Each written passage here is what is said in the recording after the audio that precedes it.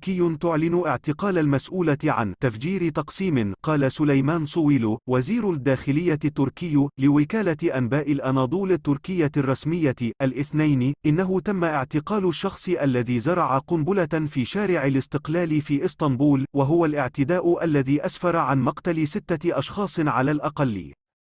وكان الرئيس رجب طيب إردوغان ونائبه فؤاد أقطاي قال في وقت سابق إن امرأة هي المسؤولة عن الاعتداء، لكن وزير الداخلية لم يتحدث عن ذلك الاثنين، إذ اتهم صويل حزب العمال الكردستاني بالمسؤولية عن الاعتداء. وقال وزير الداخلية التركي وفقا لاستنتاجاتنا فإن منظمة حزب العمال الكردستاني الإرهابية هي المسؤولة عن الاعتداء، معلنا اعتقال شخص متهم بوضع قنبلة في شارع الاستقلال.